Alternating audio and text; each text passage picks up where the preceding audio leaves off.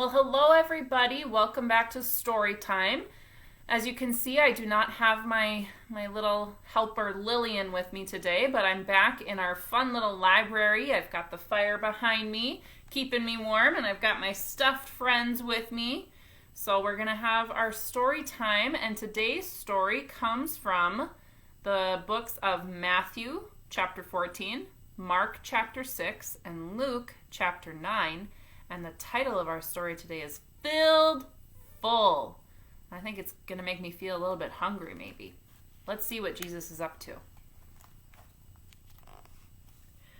There were once 5,000 tired and hungry, and probably very grumpy, people sitting on a hillside wanting their dinner. They'd come to hear Jesus that day. They came before breakfast, stayed all morning, all afternoon, and way past dinner. No one had meant to be out there that long, but that's how it was listening to Jesus, as if time didn't exist.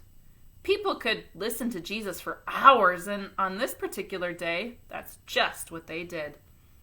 But they hadn't brought enough food, and they couldn't just go and buy themselves a burger and fries to go because, of course, they were in the middle of nowhere with no shops or restaurants.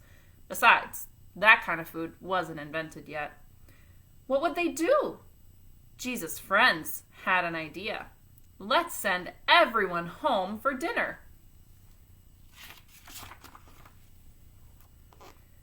They don't need to go, Jesus said. You can give them something to eat. Did Jesus want them to travel all the way to town and buy food for everyone? Jesus' friends panicked. But we don't have enough money. What food do you have? Jesus asked. Go and see. Now, there was a little boy in the crowd.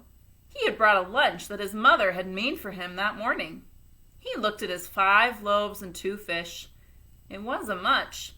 Not nearly enough for 5,000, but it was all he had. I have some, he said. Jesus' friends laughed when they saw his little lunch. That's not nearly enough, they said. But they were wrong.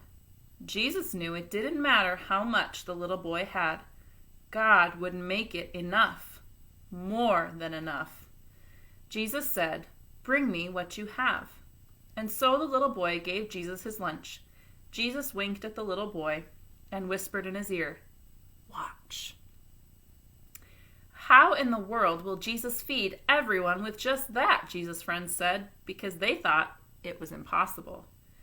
But Jesus knew the one who made all the fish in the oceans, and Jesus knew the one who in the very beginning had made everything out of nothing at all. How hard would something like this be for someone like that?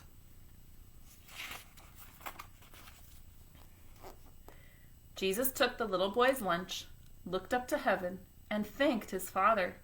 Then Jesus gave the little lunch back to his friends. As Jesus' friends started to hand out the food, do you know what? It was the strangest thing. No matter how much they broke off, there was always more, and more, and more. Enough for 5,000. Everyone ate as much as they wanted. Second helpings, third helpings, even fourths, until they were full. And still, there were leftovers. Well, Jesus did many miracles like this. Things people thought couldn't happen, that weren't natural. But it was the most natural thing in all the world. It's what God had been doing from the beginning, of course. Taking the nothing and making it everything. Taking the emptiness and filling it up. Taking the darkness and making it light. And you know, I am so thankful that we believe in a God who can take a little bit or even nothing and make it into something.